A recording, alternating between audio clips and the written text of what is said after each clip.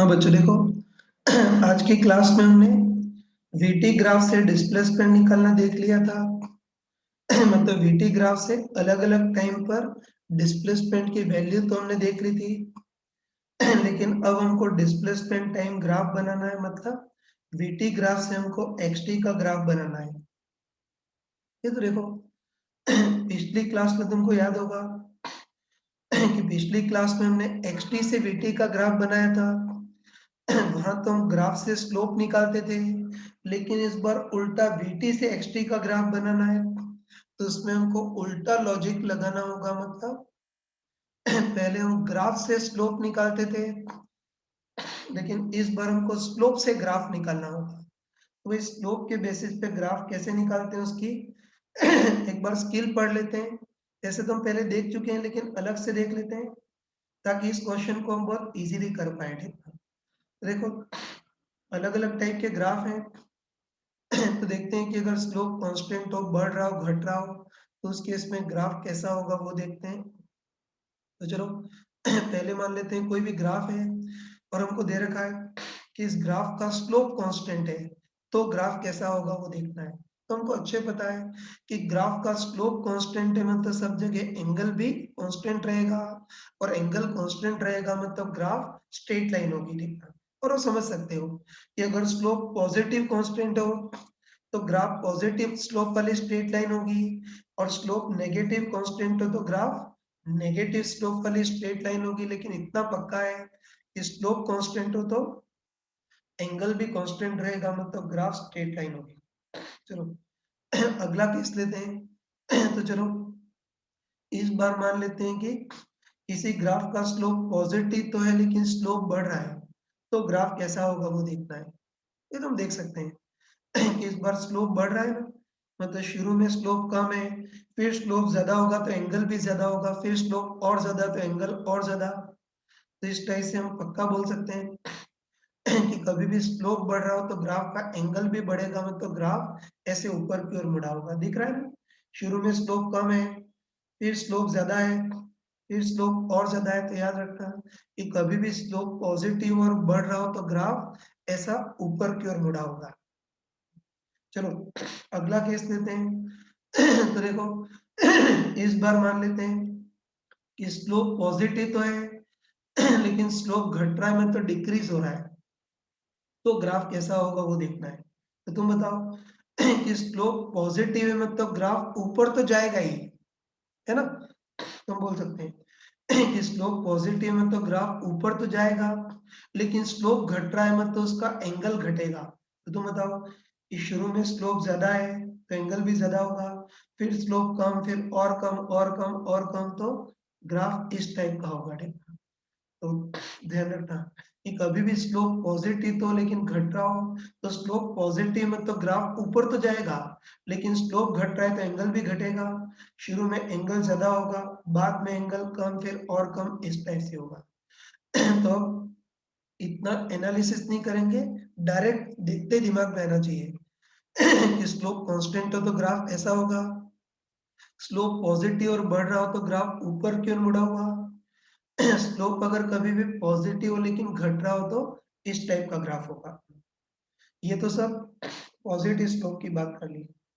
अब कई बार slope negative होते हैं तो कई बार ऐसा होता है कि ग्राफ का स्लोप नेगेटिव होता है लेकिन और ज्यादा नेगेटिव हो रहा होता है, तो अब ग्राफ कैसा होगा वो देखना है।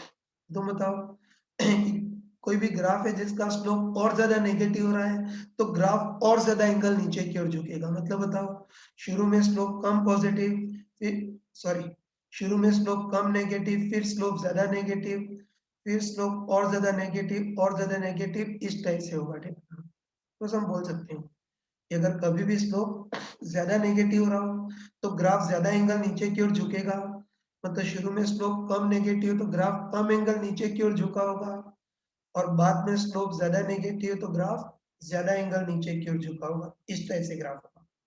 अब लास्ट देखते हैं। तो कई बार स्लोप नेगेटिव तो होता है लेकिन स्लोप कम नेगेटिव होता है, जैसे पहले स्लोप -4, फिर -3, -2, -1 ऐसा होता है। तुम खुद बताओ कि स्लोप नेगेटिव है मतलब ग्राफ नीचे तो जाएगा, लेकिन स्लोप कम नेगेटिव है मतलब ग्राफ कम एंगल नीचे की ओर झुकेगा। बस शुरू में स्लोप ज्यादा नेगेटिव है, इससे ग्राफ ज्यादा एंगल नीचे की ओर झुका होगा। फिर स्लोप कम नेगेटिव तो ग्राफ कम एंगल नीचे की ओर झुका होगा। तो इसका ग्राफ इस टाइप का आएगा, ठीक है।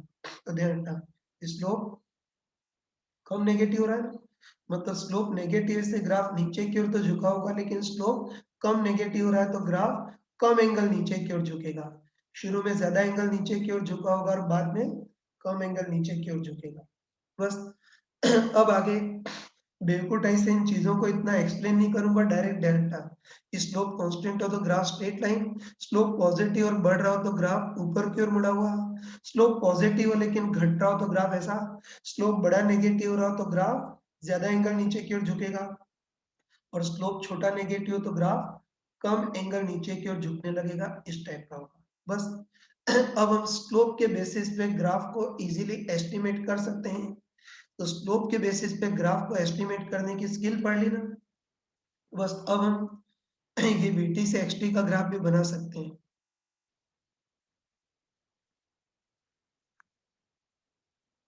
हाँ बच्चों देखो, अभी हमने स्लोप के बेसिस पे ग्राफ बनाने की स्किल देख ली। बस अब हम अपना मेन पार्ट पे वापस आते हैं।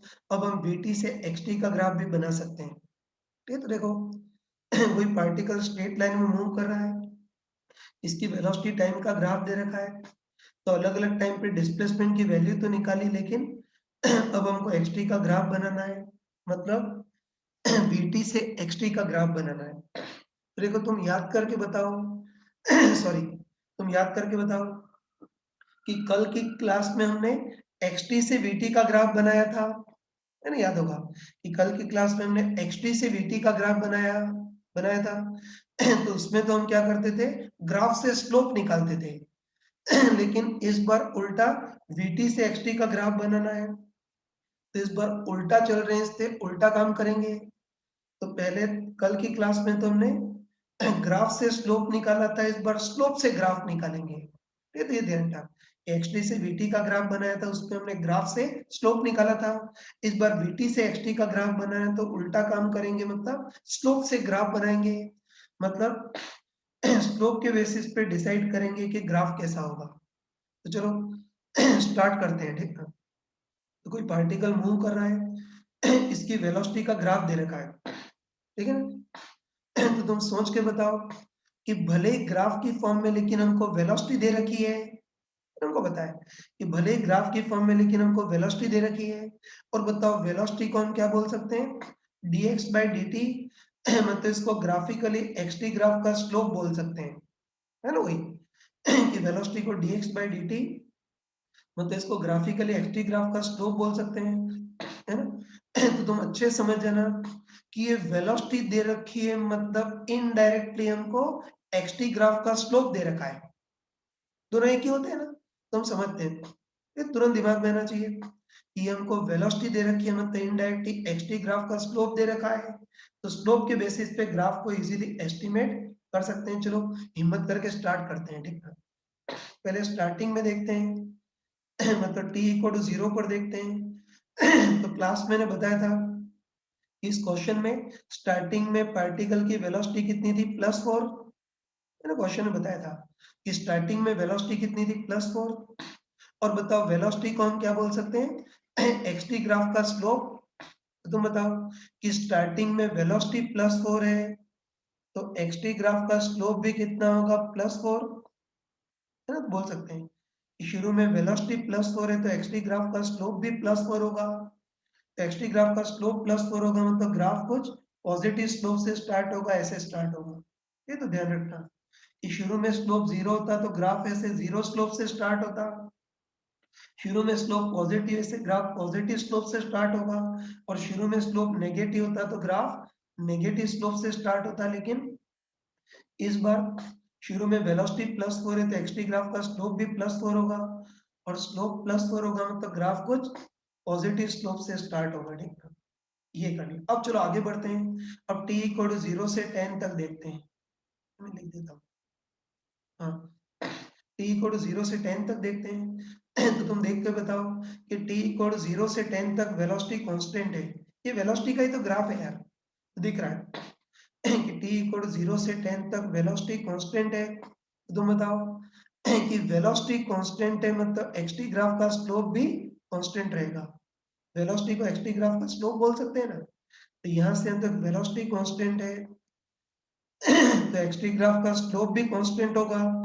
और बताओ स्लोप कांस्टेंट होगा तो ग्राफ कैसा होगा, स्ट्रेट लाइन कह सकते हैं कि यहाँ से यहाँ तक वेलोसिटी कांस्टेंट है तो xt ग्राफ का स्लोप भी कांस्टेंट होगा, और स्लोप कांस्टेंट होगा तो ग्राफ स्ट्रेट लाइन होगी, इस टाइप की होगी। और आगे बढ़ते हैं, अब t को 10 से 20 तक देखते हैं तो साफ साफ दिख रहा है कि t को 10 से 20 तक वेलोसिटी बढ़ रही है। वेलोसिटी बढ़ रही है मतलब xt ग्राफ का स्लोप भी बढ़ेगा, और स्लोप बढ़ेगा तो ग्राफ ऐसा ऊपर की ओर मुड़ा होगा, है ना। तो स्लोप बढ़ रहा है तो ग्राफ ऊपर की ओर मुड़ा होगा, तो ये बना सकते हैं कि 10 से 20 तक वेलोसिटी बढ़ रही है तो xt ग्राफ का स्लोप भी बढ़ेगा, और स्लोप बढ़ेगा तो ये ग्राफ ऐसा ऊपर की ओर मुड़ा हुआ इस टाइप से होगा, मतलब शुरू में स्लोप कम फिर और ज्यादा इस टाइप से होगा। चलो और आगे बढ़ते हैं फिर t इक्वल टू 20 से 40 तक देखते हैं, तो साफ साफ बताओ कि t इक्वल 20 से 40 तक वेलोसिटी पॉजिटिव तो है ना, वही कि 20 से 40 तक वेलोसिटी पॉजिटिव तो है लेकिन घट रही है, तो बताओ वेलोसिटी को हम xt ग्राफ का स्लोप बोल सकते हैं ना। तो यहाँ से तक वेलोसिटी पॉजिटिव तो xt ग्राफ का स्लोप भी पॉजिटिव होगा लेकिन घट रहा होगा, तो गलती मत करना कि यहाँ से अंदर वेलोसिटी पॉजिटिव तो है लेकिन घट रही है, तो xt ग्राफ का स्लोप भी पॉजिटिव तो होगा लेकिन घटेगा।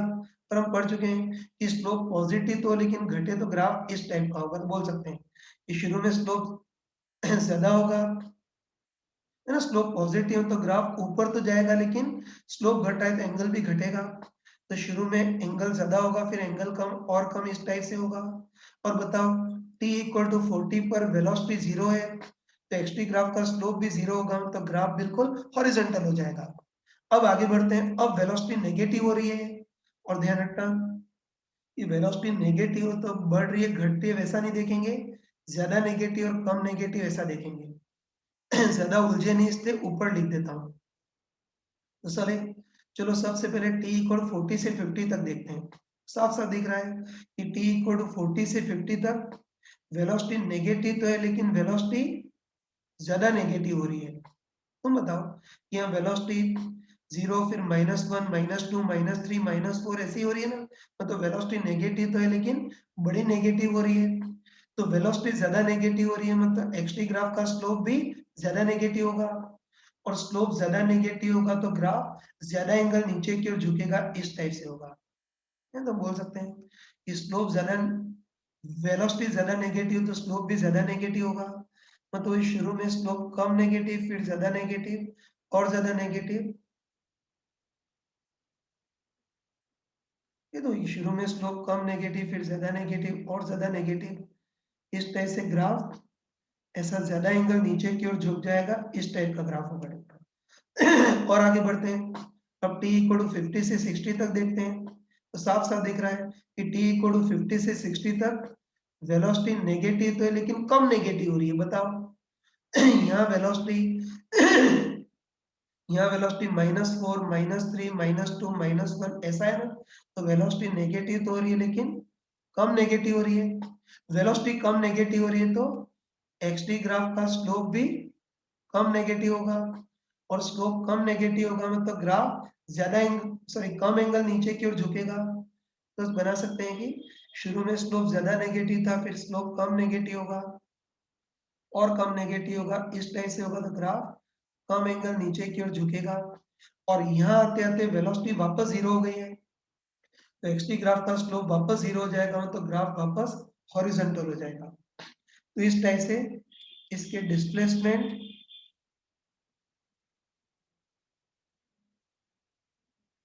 ठीक है, इस बार डिस्प्लेसमेंट और पोजीशन सेम होगा, इसके डिस्प्लेसमेंट या पोजीशन का ग्राफ हमने इस टाइप का बना दिया। बस अभी मैंने एक्सप्लेन किया है लेकिन अब 1 मिनट के अंदर अंदर फटाफट हो जाना चाहिए।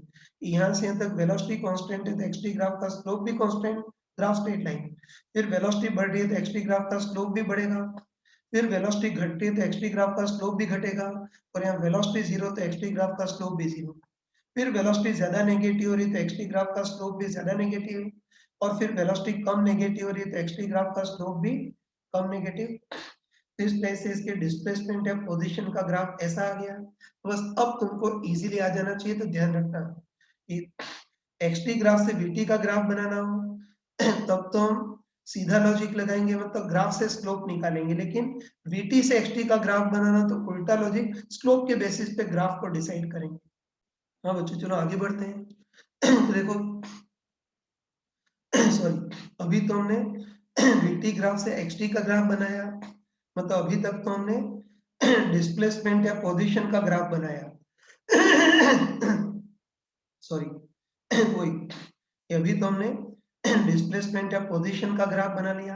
अब मेरे ख्याल से तुम इसको इजीली कर सकते हो, ठीक है। और इस ग्राफ से भी दिख रहा है कि बताओ डिस्प्लेसमेंट या पोजीशन मैक्सिमम कब होगा, t इक्वल टू 40 पर।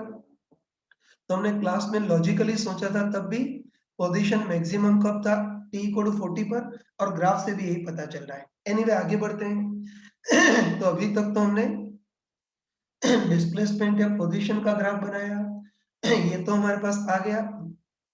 लेकिन कई बार डराने के लिए हमको डिस्टेंस ट्रेवल का ग्राफ पूछता है ना, ध्यान से सुनना।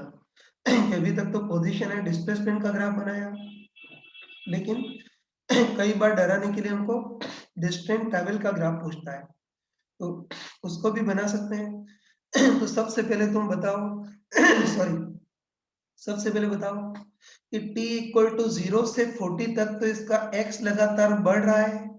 फिर हम देख सकते हैं ग्राफ से ही कि हम ग्राफ से देख सकते हैं कि t इक्वल टू 0 से 40 तक तो इसका x लगातार बढ़ रहा है। बताओ, भले ही कभी कम रेट से बढ़ रहा हो, कभी ज्यादा रेट से बढ़ रहा हो, लेकिन x बढ़ रहा है, तो कह सकते हैं कि t इक्वल टू 0 से 40 तक तो इसका x कोऑर्डिनेट बढ़ रहा है, और x कोऑर्डिनेट बढ़ रहा है मतलब पार्टिकल लगातार आगे के आगे ही जा रहा है। तो हम बोल सकते हैं कि t इक्वल टू 0 से 40 तक तो इसका x बढ़ रहा है, और x बढ़ रहा है मतलब पार्टिकल लगातार आगे के आगे ही जा रहा है, और पार्टिकल कंटिन्यूअसली आगे जा रहा है, एक ही डायरेक्शन में मूव कर रहा है, इसलिए जितना डिस्प्लेसमेंट होगा उतना ही डिस्टेंस ट्रैवल्ड होगा। तो t इक्वल टू 0 से 40 तक तो पार्टिकल लगातार आगे ही जा रहा है, तो जितना डिस्प्लेसमेंट उतना ही डिस्टेंस ट्रैवल। तो डिस्प्लेसमेंट का ग्राफ ये, तो डिस्टेंस ट्रैवल का भी ग्राफ वही होगा। लेकिन अब बताओ कि t इक्वल टू 40 के बाद अब x घटने लग रहा है, दिख रहा है ना कि t इक्वल टू 40 के बाद अब x घटने लग रहा है। और बताओ x घटने लग रहा है मतलब पार्टिकल पलट करके पीछे जा रहा है। तो हमको पता है कि पार्टिकल पलट करके पीछे आएगा तो डिस्प्लेसमेंट घटेगा। लेकिन ये भी बोल सकते हैं कि अब पार्टिकल पलट कर पीछे आ रहा है ना, तो पार्टिकल पलट कर पीछे आएगा तो डिस्प्लेसमेंट घटेगा, लेकिन डिस्प्लेसमेंट जितना घटेगा डिस्टेंस ट्रैवल्ड उतना ही बढ़ेगा। तो बताओ कि जैसे पार्टिकल 5 जितना पीछे चला गया तो डिस्प्लेसमेंट तो 5 जितना घटेगा, लेकिन डिस्टेंस ट्रैवल 5 जितना ही बढ़ेगा।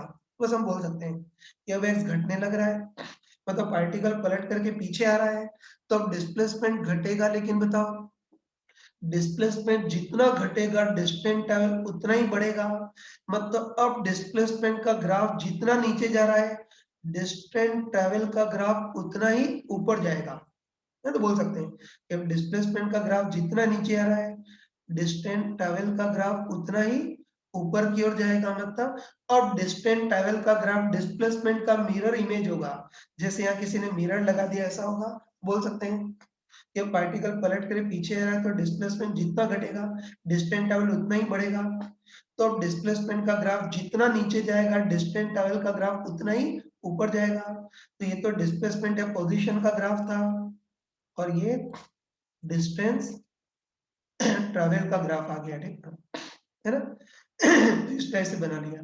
तो बस अब अगर कभी भी अब अगर कभी भी डिस्प्लेसमेंट या पोजीशन का ग्राफ दे रखा हो और डिस्टेंस ट्रैवल का ग्राफ बनाना हो, तो उसकी वही स्केल है यार कि जब तक x बढ़ रहा है तब तक तो जितना डिस्प्लेसमेंट उतना ही डिस्टेंस ट्रैवल।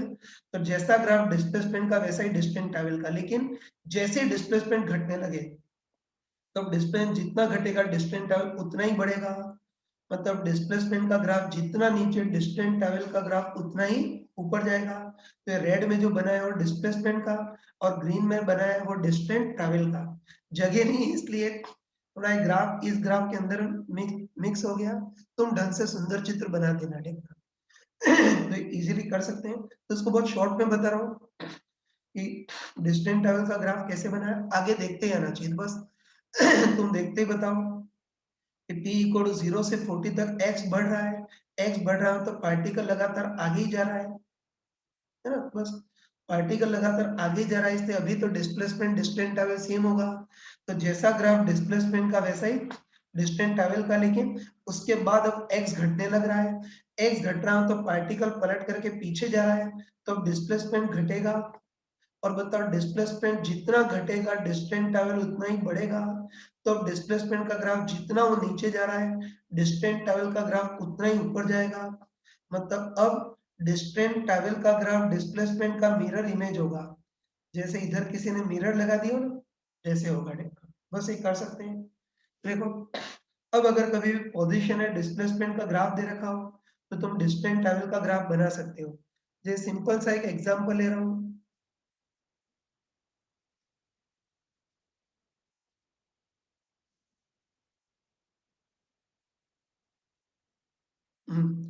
ध्यान से देखना।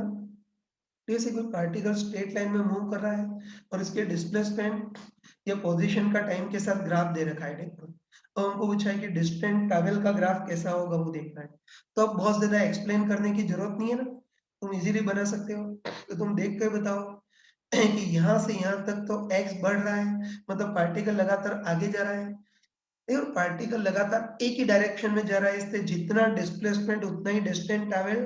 तो जैसा ग्राफ डिस्प्लेसमेंट का होगा वैसा ही डिस्टेंस ट्रैवल का भी होगा।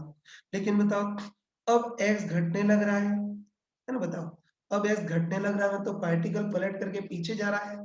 तो अब डिस्प्लेसमेंट जितना घटेगा डिस्टेंस ट्रैवल उतना ही बढ़ेगा। मतलब डिस्प्लेसमेंट का ग्राफ जितना नीचे जाएगा डिस्टेंस ट्रैवल का ग्राफ उतना ही ऊपर जाएगा। तो ये तो डिस्प्लेसमेंट या पोजीशन का ग्राफ था और ये ग्राफ डिस्टेंस ट्रैवल का होगा। तो इजीली ऐसे कॉम्प्लिकेटेड ग्राफ भी तुम बना सकते हो। हाँ बच्चों आगे बढ़ते हैं। देखो अभी तो हमने वीटी ग्राफ से डिस्प्लेसमेंट निकाला। अब तुम खुद बताओ कि जैसे हमने वीटी ग्राफ से डिस्प्लेसमेंट निकाला एग्जैक्टली उसी तरीके से हम एटी ग्राफ से वेलोसिटी भी निकाल सकते हैं। देखना तो इसके लिए भी एक एग्जांपल ले रहा हूँ, ठीक है। इसको देखना और ये तुमको सॉल्व करना है। देखना एक बार सुन लेना। देखो इस बार भी हमको दे रखा है कोई पार्टिकल है जो रेस्ट से स्टार्ट हो रहा है, मतलब इनिशियली उसकी वेलोसिटी 0 है। अब पार्टिकल ऐसे स्ट्रेट लाइन में मूव कर रहा है और इसका एक्सेलरेशन टाइम के साथ चेंज कर रहा है। किस तरह से चेंज कर रहा है वो उसका हमको ग्राफ दे रखा है प्रॉपर, ठीक है। तो बस हमको पूछा है कि पार्टिकल रेस्ट से स्टार्ट हो रहा है तो अलग अलग टाइम पर इसकी वेलोसिटी कितनी होगी वो पूछा है। फिर क्वेश्चन के सेकेंड पार्ट में पूछा है कि मोशन के ड्यूरिंग इसकी मैक्सिमम वेलोसिटी कितनी होगी और कब होगी। फिर तीसरे पार्ट में पूछा है कि इस पूरे मोशन के ड्यूरिंग इसका एवरेज एक्सेलरेशन कितना होगा वो पूछा है। और लास्ट पार्ट में हमको एटी ग्राफ से वीटी का ग्राफ बनाना है। ये तो तुम बताओ कि जैसे पहले वीटी ग्राफ से डिस्प्लेसमेंट वैसे यहाँ एटी ग्राफ से वेलोसिटी भी निकाल सकते हैं। तो 2 मिनट के लिए वीडियो पॉज करके 2 मिनट के लिए खुद ट्राई करके देखना। चलो मैं आगे बढ़ रहा हूँ। एक्सपेक्ट करता हूँ कि जो भी सिंसियर होगा उसने कर लिया होगा। अब एक बार देख लेना। तो कोई पार्टिकल स्ट्रेट लाइन में मूव कर रहा है इसके एक्सेलरेशन और टाइम के बीच ग्राफ दे रखा है। इनिशियल वेलोसिटी 0 है तो अलग अलग टाइम पर वेलोसिटी कितनी होगी वो देखना है ना। देखो कोई स्मार्ट पर्सन तो देखते ही समझ जाएगा, है ना। कोई स्मार्ट पर्सन तो देखते ही समझ जाएगा। बताओ भले ही ग्राफ की फॉर्म में लेकिन हमको एक्सेलरेशन दे रखा है और उससे वेलोसिटी निकालनी है। तो हमको रटा हुआ है कि एक्सेलरेशन से वेलोसिटी निकालने के लिए इंटीग्रेशन करते हैं। इंटीग्रेशन मतलब एरिया। बस हम सिंपली एटी ग्राफ का एरिया निकालेंगे। और हमको पता है कि जैसे वीटी ग्राफ का एरिया एक्स में इंक्रीज को रिप्रेजेंट कर रहा था, वैसे जो एटी ग्राफ का एरिया है वो वेलोसिटी में भी इंक्रीज को रिप्रेजेंट करेगा, ठीक है। तो डायरेक्ट कर सकते हैं, लेकिन चलो एक बार मूर्खों की टाइप से यहाँ भी लिख देते हैं। ये तो बताओ भले ही ग्राफ की फॉर्म में, लेकिन हमको एक्सेलरेशन दे रखा है, उससे वेलोसिटी निकालनी है। तो हमको पता है कि एक्सेलरेशन के अंदर वेलोसिटी छुपी होती है। एक्सेलरेशन को खोल करके हम क्या लिख सकते हैं, dv बाई dt। तो dt को उधर ट्रांसफर करते हैं तो dv इक्वल टू कितना आ गया, a dt। अबे तो वेलोसिटी में स्मॉल चेंज है, पूरी वेलोसिटी निकालने के लिए दोनों इंटीग्रेट करते हैं और जनरल फॉर्मूला डेराइव करना है इससे, जनरल लिमिट इनिशियल से फाइनल। अब तुम देखते ही बताओ कि ओनली dv का इंटीग्रेशन v है ना, ओनली dv का इंटीग्रेशन v, अपर लिमिट रखेंगे तो v final minus lower limit रखेंगे तो v initial equal to integration a dt, ये आ गया। अब तुम आराम से बताओ कि v final minus v initial को क्या बोल सकते हैं, चेंज इन वेलोसिटी। बुक में इसको चेंज इन वेलोसिटी बोलता है, हम ज्यादा शुद्ध शब्दों में increase in velocity equal to integration a dt को क्या बोल सकते हैं, एटी ग्राफ का एरिया बोल सकते हैं। बस हम सिंपली एटी ग्राफ का एरिया निकालेंगे और एटी ग्राफ का जो एरिया है वो वेलोसिटी को नहीं, चेंज इन वेलोसिटी को या इंक्रीज इन वेलोसिटी को रिप्रेजेंट करेगा। तो ध्यान रखना ये तो हमने लॉजिकली सोच लिया था ना। देखो अब गधोटाई से, है ना, अब गधोटाई से इतना लिखने की जरूरत नहीं है, सॉरी, ये इतना लिखने की जरूरत नहीं, अब देखते आना चाहिए कि भले ही ग्राफ की फॉर्म में, लेकिन एक्सेलरेशन दे रखा है, उससे वेलोसिटी निकालनी है। तो देखते आना चाहिए कि एक्सेलरेशन से वेलोसिटी निकालने के लिए इंटीग्रेशन करते हैं, इंटीग्रेशन मतलब एरिया। तो हम सिंपली एटी ग्राफ के नीचे का एरिया निकालेंगे और एटी ग्राफ का जो एरिया है वो वेलोसिटी को नहीं, चेंज इन वेलोसिटी या इंक्रीज इन वेलोसिटी को रिप्रेजेंट करेगा। तो बस सिंपली एटी ग्राफ का एरिया निकालेंगे और अलग अलग टाइम पे वेलोसिटी निकालनी है, इससे एरिया को टुकड़ों टुकड़ों में निकालेंगे। भूल तो नहीं गए ना, एरिया का साइन कन्वेंशन बताया था कि एक्सिस के ऊपर जो एरिया है उसको पॉजिटिव और एक्सिस के नीचे उसको नेगेटिव। स्टार्ट करते हैं, चलो पहले t इक्वल 0 से 10 तक। तुम खुद बताओ कि 0 से 10 तक रीजन ट्रायंगुलर है, तो इसका एरिया कितना होगा, हाफ बेस इनटू हाइट। कचरे को इधर अलग कर देता हूँ, हाफ बेस तो कितना है 10 इंटू हाइट कितनी है 4, तो एरिया 20 हो गया और एक्सिस के ऊपर है से +20। अब 10 से 20 तक देखते हैं, तो बताओ 10 से 20 तक रीजन रेक्टेंगुलर है, इसका एरिया लेंथ इंटू विड्थ तो लेंथ तो कितनी होगी 10 इंटू विड्थ 4, तो एरिया 40, लेकिन एक्सिस के ऊपर है से +40। अब t इक्वल 20 से 30 तक देखते हैं, तो ये रीजन ट्रायंगुलर है, तो इसका area half base into height, तो हाफ बेस तो कितना है 10 इंटू हाइट 4, तो एरिया 20, लेकिन एक्सिस के ऊपर है इससे +20, ये देख लिया। और आगे बढ़ते हैं अब t इक्वल 30 से 40 तक देखते हैं, तो होता ये रीजन भी ट्रायंगुलर है, इसका एरिया भी half base into height, half base तो 10 इंटू हाइट 4, तो ये भी एरिया 20, लेकिन एक्सिस के नीचे इससे -20। और फिर ये वाला देखते हैं, तो ये भी ट्रायंगुलर है, इसका एरिया भी हाफ बेस इंटू हाइट, तो हाफ बेस कितना होगा 40 और 60 के बीच गैप मतलब 20, और हाइट कितनी है 4, तो ये एरिया 40 हो गया, लेकिन एक्सिस के नीचे इससे -40। तो वही एरिया का साइन कन्वेंशन हमको पहले से पता है कि एक्सिस के ऊपर वाले एरिया को पॉजिटिव और नीचे वाले एरिया को नेगेटिव। बाकी तुम चाहो तो इस साइन कन्वेंशन को जस्टिफाई भी कर सकते हो। ये तुम खुद बताओ कि एक्सिस के ऊपर वाले पार्ट में एक्सेलरेशन भले ही कम ज्यादा है, लेकिन एक्सेलरेशन पॉजिटिव है। एक्सेलरेशन पॉजिटिव मतलब जो एक्सेलरेशन होगा वो, है ना, वही एक्सेलरेशन पॉजिटिव मतलब लगने वाला एक्सेलरेशन या फोर्स आगे की ओर होगा, मतलब वेलोसिटी की डायरेक्शन में होगा। और बताओ फोर्स या एक्सेलरेशन वेलोसिटी के सपोर्टिंग हो तो वेलोसिटी को बढ़ाएगा, बोल सकते हैं, है ना, कि ऊपर वाले पार्ट में एक्सेलरेशन या फोर्स वेलोसिटी के सपोर्टिंग में तो वेलोसिटी बढ़ेगी, तो चेंज इन वेलोसिटी पॉजिटिव होगा, तो एटी ग्राफ का एरिया भी पॉजिटिव लेंगे। और एक्सिस के नीचे वाले पार्ट में बताओ, ये ना बताओ, तुम देख कर बताओ कि एक्सिस के नीचे वाले पार्ट में एक्सेलरेशन नेगेटिव है, एक्सेलरेशन नेगेटिव मतलब लगने वाला एक्सेलरेशन है फोर्स वेलोसिटी के पीछे की ओर है, मतलब टांग अड़ाने वाला है, अपोजिंग है। तो अब लगने वाला फोर्स है एक्सेलरेशन वेलोसिटी के अपोजिंग होगा तो वेलोसिटी को घटाएगा, तो चेंज इन वेलोसिटी नेगेटिव होगी, मतलब एटी ग्राफ का एरिया भी नेगेटिव होगा। लेकिन आगे मूर्खों टाइप से जस्टिफाई करने का टाइम नहीं है, आगे डायरेक्ट ध्यान रखना कि एरिया का साइन कन्वेंशन यही होता है कि एक्सिस के ऊपर वाले एरिया को पॉजिटिव और नीचे वाले एरिया को नेगेटिव। तो बस एटी ग्राफ का एरिया देख लिया और हमको बताया कि एटी ग्राफ का जो एरिया है वही चेंज इन वेलोसिटी को रिप्रेजेंट करेगा। तुम बताओ कि यहाँ से यहाँ तक एटी ग्राफ का एरिया +40, मतलब वेलोसिटी में इंक्रीज भी +40 होगा, और यहाँ से यहाँ तक एटी ग्राफ का एरिया -20 है, मतलब वेलोसिटी में इंक्रीज -20 होगा। इंक्रीज -20 होगा मतलब एक्चुअली 20 जितना डिक्रीज होगा। तो बस अब अलग अलग टाइम पे वेलोसिटी निकाल सकते हैं ना। तो हमको दे रखा है कि पार्टिकल रेस्ट से स्टार्ट रहा है, मतलब इनिशियल वेलोसिटी 0 है। सबसे पहले t इक्वल टू 0 से 10 तक देखते हैं। t इक्वल टू 0 से 10 तक एरिया +20 है, तो वेलोसिटी में इंक्रीज भी +20 होगा। तो शुरू में वेलोसिटी 0 है तो यहाँ 0 + 20 मतलब +20 होगी। फिर यहाँ से यहाँ तक देखते हैं, तो यहाँ से यहाँ तक एरिया +40 है, मतलब वेलोसिटी में और इंक्रीज कितना होगा, +40 और होगा। तो यहाँ वेलोसिटी 20 है, तो यहाँ 20 + 40 मतलब 60 होगी। और आगे बढ़ते हैं, यहाँ से यहाँ तक एरिया +20 है, तो वेलोसिटी में और इंक्रीज कितना होगा, +20 जितना और होगा। तो यहाँ वेलोसिटी 60 थी, तो यहाँ वेलोसिटी 60 + 20 मतलब 80 हो जाएगी। और आगे बढ़ते हैं, यहाँ से यहाँ तक एरिया -20, मतलब वेलोसिटी में इंक्रीज कितना होगा, -20। इंक्रीज -20 मतलब एक्चुअली 20 जितना डिक्रीज होगा।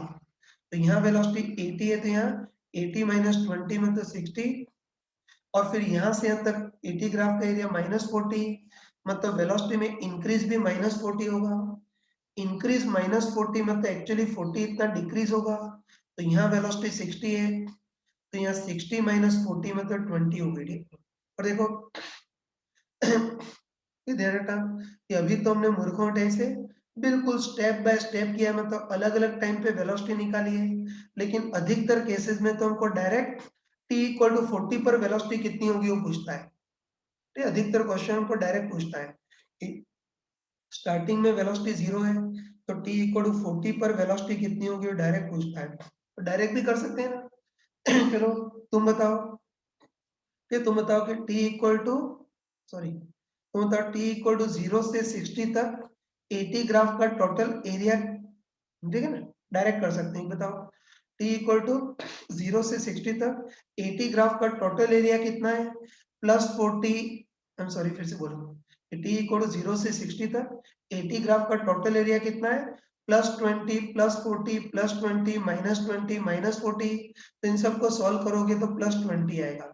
बस t इक्वल 0 से 60 तक 80 ग्राफ का टोटल एरिया +20 है, तो वेलोसिटी में टोटल इंक्रीज भी +20 होगा। तो शुरू में वेलोसिटी 0 है, तो लास्ट में वेलोसिटी 0 + 20 मतलब +20 मीटर पर सेकेंड, ये बोल सकते हैं। ऐसे बताओ, शुरू में वेलोसिटी 5 होती, तो लास्ट में वेलोसिटी 5 + 20 मतलब 25 होती, और शुरू में वेलोसिटी -3 होती, तो लास्ट में वेलोसिटी -3 + 20 मतलब 17 मीटर पर सेकेंड। तो सारी चीजें एडजस्ट कर सकते हैं। ये सारा कर लिया। अगले पार्ट में पूछा है, ये तो फर्स्ट पार्ट हो गया, देखना सेकेंड पार्ट में पूछा है कि मोशन के ड्यूरिंग इसकी वेलोसिटी मैक्सिमम कब होगी और कितनी होगी वो देखना है। तो कोई स्मार्ट पर्सन हो तो ऑब्जर्वेशन से ही बता सकता है कि इसकी वेलोसिटी मैक्सिमम कब होगी, t इक्वल टू 30 पर होगी, और वेलोसिटी की मैक्सिमम वैल्यू कितनी होगी, 80। तो बताओ, यहाँ से यहाँ तक तो एरिया जुड़ते ही जा रहे थे, यहाँ वेलोसिटी मैक्सिमम होगी और उसके बाद एरिया घटने लगेगा, मतलब वेलोसिटी घटने लगेगी। तो वेलोसिटी मैक्सिमम कब होगी, t इक्वल टू 30 पर होगी, और वेलोसिटी की मैक्सिमम वैल्यू 80 होगी। ये तो हमने ऐसे देख लिया। बाकी तुम चाहो तो इसको लॉजिकली भी देख सकते हो। बताओ t इक्वल टू 0 से 30 तक एक्सेलरेशन भले ही कम ज्यादा है लेकिन एक्सेलरेशन पॉजिटिव है। एक्सेलरेशन पॉजिटिव है तो rate of change of velocity भी पॉजिटिव होगी। मतलब t इक्वल 0 से 30 तक तो वेलोसिटी बढ़ेगी, ठीक। लेकिन बताओ t इक्वल टू 30 के बाद अब एक्सेलरेशन नेगेटिव हो गया है, तो rate of change of velocity भी नेगेटिव होगी, मतलब अब वेलोसिटी घटने लगेगी। तुम बताओ कि t इक्वल टू 30 तक तो वेलोसिटी बढ़ रही थी और फिर घटने लगेगी, तो वेलोसिटी मैक्सिमम कब होगी? t इक्वल टू 30 पर। बस हम बोल सकते हैं कि वेलोसिटी मैक्सिमम कब होगी? एट t इक्वल टू 30 पर होगी। ये वेलोसिटी मैक्सिमम कब होगी? t इक्वल टू 30 पर होगी। और वेलोसिटी की मैक्सिमम वैल्यू कितनी आएगी बताओ? 80 मीटर पर सेकेंड। तो अब मेरे ख्याल से ये एक्सप्लेन करने की जरूरत नहीं पड़नी चाहिए, सारी चीज दिमाग में आ जानी चाहिए। ये कर लिया, ठीक है। चलो क्वेश्चन का थर्ड पार्ट करते हैं। तो थर्ड पार्ट में पूछा है कि इस पूरे मोशन के ड्यूरिंग पार्टिकल का एवरेज एक्सेलरेशन कितना होगा वो देखना है। देखो वैसे तो इस एवरेज एक्सेलरेशन को भी आगे हम डिटेल में पढ़ेंगे, लेकिन अभी थोड़ी देर के लिए इसको रिजल्ट की फॉर्म में याद रखना। देखो मैंने बताया था कि एवरेज वेलोसिटी तो होती है total displacement upon total time, average speed होती है total distance travelled upon total time. वैसे ही तीसरा नमूना होता है एवरेज एक्सेलरेशन, और एवरेज एक्सेलरेशन होता है total change in velocity upon total time. बताओ एक्सेलरेशन तो कितना होता है? D v by d t. हमको पता है कि एक्सेलरेशन तो कितना होता है? D v by d t. लेकिन average acceleration d v by d t की जगह delta v by delta t, मतलब total change in velocity upon total time. ठीक है, इसका डिटेल आगे बताऊंगा, लेकिन अभी ध्यान रखना कि कभी भी हमको एवरेज एक्सेलरेशन पूछे तो एवरेज एक्सेलरेशन क्या होता है? डीवी बाई डी टी की जगह delta v by delta t, मतलब total change in velocity upon total time. तो कर सकते हैं, टोटल चेंज इन वेलोसिटी देखनी है। तुम बताओ कि शुरू में वेलोसिटी 0 और लास्ट में वेलोसिटी 20, तो बताओ total change in velocity v final minus v initial, मतलब 20 माइनस 0। या दूसरे टाइप से भी कर सकते हो। बताओ ठीक, बताओ इस पूरे मोशन में टोटल चेंज इन वेलोसिटी कितनी होगी? 80 ग्राफ का टोटल एरिया। और बताओ 80 ग्राफ का टोटल एरिया कितना है? +20 +40 +20 -20 -40। तो 80 ग्राफ का टोटल एरिया +20 है, तो पूरे मोशन में टोटल चेंज इन वेलोसिटी भी +20 होगी। अपन टोटल टाइम कितना लग रहा है? 60 सेकेंड। इससे एवरेज एक्सेलरेशन निकालोगे तो 1/3 मीटर पर सेकेंड स्क्वायर ही आ गया। ठीक है तो ये सब हमने कर लिया, इसमें कंफ्यूजन नहीं होना चाहिए। ठीक है, याद रखना कि एवरेज वेलोसिटी होती है total displacement upon total time, average speed होती है total distance travelled upon total time, और एवरेज एक्सेलरेशन होता है delta v by delta t, मतलब total change in velocity upon total time. तो टोटल चेंज इन वेलोसिटी को तो area से भी निकाल सकते हो, या टोटल चेंज इन वेलोसिटी को तुम v final minus v initial भी लिख सकते हो। तो final velocity 20 minus initial velocity 0 अपन टोटल टाइम 60। ये सारी कैलकुलेशन का पार्ट कर लिया। ठीक, हाँ बच्चों आगे बढ़ते हैं। ठीक, इस क्वेश्चन में हमको 80 का ग्राफ दे रखा था। तो देखो 80 ग्राफ से हमने अलग अलग टाइम पर वेलोसिटी की वैल्यू तो निकाल ली, लेकिन अब हमको वेलोसिटी टाइम का ग्राफ बनाना है, मतलब वो 80 ग्राफ से vt का ग्राफ बनाना है। ठीक है, तुम बताओ कि जैसे हमने vt से xt का ग्राफ बनाया था, बिल्कुल उसी टाइप से हम 80 से vt का भी ग्राफ बना सकते हैं। तो 2 मिनट के लिए वीडियो पॉज कर देना और एक ग्राफ तुम बना करके दिखाओ। चलो, एक्सपेक्ट कर रहा हूँ कि जो भी सिंसियर होगा उसने इसको कर लिया होगा। नहीं, लेकिन अब एक बार इसका सॉल्यूशन भी देख लेना। ठीक है, कोई पार्टिकल स्ट्रेट लाइन में मूव कर रहा है इसका इसके एक्सेलरेशन का टाइम के साथ ग्राफ ऐसा दे रखा है तो इसकी वेलोसिटी का टाइम के साथ ग्राफ कैसा होगा वो देखना है। ये तो देखो तुम याद, सॉरी तुम याद करके बताओ कि पिछली क्लास में हमने vt से 80 का ग्राफ बनाया था, है ना? याद होगा कि पिछली क्लास में हमने vt से 80 का ग्राफ बनाया था, उसमें तो हमने ग्राफ से स्लोप देखा था लेकिन इस बार उल्टा काम कर रहे हैं, मतलब 80 से vt का ग्राफ बना रहे हैं तो इस बार उल्टा लॉजिक लगाएंगे पहले हम ग्राफ से स्लोप निकालते थे, इस बार स्लोप से ग्राफ बनाएंगे। मतलब स्लोप के बेसिस पे डिसाइड करेंगे कि ग्राफ कैसा होगा। है ना? तो तुम देखते ही बताओ, ठीक है ना? तुम देखते ही बताओ कि भले ही ग्राफ की फॉर्म में लेकिन हमको एक्सेलरेशन दे रखा है ना, हम समझते हैं कि भले ही ग्राफ की फॉर्म में लेकिन हमको एक्सेलरेशन दे रखा है। और तुम बताओ कि एक्सेलरेशन को हम क्या हो गया, सॉरी, ये तो भले ही ग्राफ की फॉर्म में लेकिन एक्सेलरेशन दे रखा है। और एक्सेलरेशन को हम क्या बोल सकते हैं, डीवी बाई डी, या डीवी बाई डी को ग्राफिकली वीटी ग्राफ का स्लोप बोल सकते हैं। समझते हैं ना, एक्सेलरेशन होता है डीवी बाई डी, या इसको ग्राफिकली वीटी ग्राफ का स्लोप बोल सकते हैं। तो तुम बताओ कि भले सॉरी, तो बताओ भले ही ग्राफ की फॉर्म में लेकिन हमको एक्सेलरेशन दे रखा है, तो बताओ एक्सेलरेशन दे रखा है मतलब इनडायरेक्टली हमको वीटी ग्राफ का स्लोप दे रखा है। तो बस वीटी ग्राफ के स्लोप से हम वीटी ग्राफ को एस्टिमेट कर सकते हैं। तो ऐसे समझना कि एक्सेलरेशन दे रखा है मतलब वीटी ग्राफ का स्लोप दे रखा है, तो स्लोप से हम वीटी ग्राफ को एस्टिमेट कर सकते हैं। ठीक है, तो यहाँ भी वही करेंगे कि स्लोप के बेसिस पे ग्राफ को एस्टिमेट करेंगे। चलो हिम्मत करके स्टार्ट करते हैं, ठीक है। पहले स्टार्टिंग में तो t इक्वल 0 पर देखते हैं, तो ग्राफ से ही दिख रहा है कि स्टार्टिंग में तो t इक्वल 0 पर एक्सेलरेशन 0 है। और बताओ एक्सेलरेशन को क्या बोल सकते हैं, vt ग्राफ का स्लोप। तो बताओ स्टार्टिंग में एक्सेलरेशन 0 है मतलब vt ग्राफ का स्लोप भी 0 होगा। और vt ग्राफ का स्लोप 0 होगा, ऐसे ग्राफ 0 स्लोप से स्टार्ट होगा मतलब ऐसे हॉरिजॉन्टल से स्टार्ट होगा।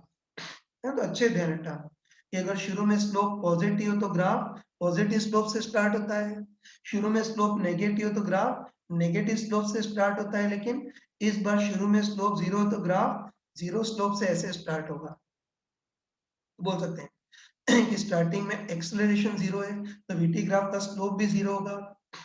इससे वीटी का ग्राफ 0 स्लोप से मतलब बिल्कुल हॉरिजॉन्टल पोजीशन से स्टार्ट करेगा। अब आगे बढ़ते हैं। अब यहां से यहां तक बताओ एक्सेलरेशन बढ़ रहा है, एक्सेलरेशन का ही तो ग्राफ है। तो बताओ यहाँ से यहाँ तक एक्सेलरेशन बढ़ रहा है, तो बताओ एक्सेलरेशन बढ़ रहा है मतलब वीटी ग्राफ का स्लोप भी बढ़ेगा। और स्लोप बढ़ेगा तो ग्राफ ऊपर की ओर मुड़ा होगा। मतलब बताओ शुरू में स्लोप 0, फिर स्लोप बढ़ेगा, फिर और बढ़ेगा और बढ़ेगा, इस टाइप से स्लोप बढ़ रहा है तो ग्राफ ऐसा ऊपर की ओर मुड़ा हुआ इस टाइप से होगा। ये चित्र को फिर से अच्छा सुंदर नहीं बना,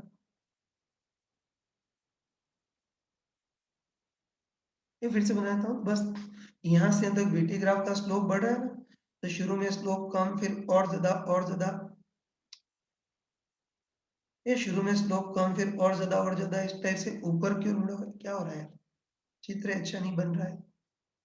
ये तो शुरू में स्लोप कम फिर ज्यादा और ज्यादा इस टाइप से ग्राफ ऐसा थोड़ा सा ऊपर की ओर मुड़ा होगा। ये तो ग्राफ थोड़ा सा ऐसे ऊपर की ओर मुड़ा होगा इस टाइप से होगा। और आगे बढ़ते हैं।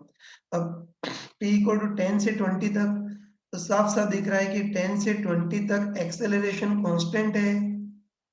एक्सेलरेशन कांस्टेंट है तो वीटी ग्राफ का स्लोप भी कांस्टेंट होगा। और स्लोप कांस्टेंट होगा तो ग्राफ स्ट्रेट लाइन होगी, उसी स्लोप वाली स्ट्रेट लाइन होगी, ठीक है। और आगे बढ़ते हैं।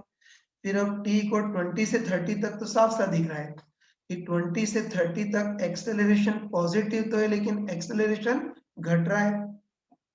एक्सेलरेशन को वीटी ग्राफ का स्लोप बोल सकते हैं ना।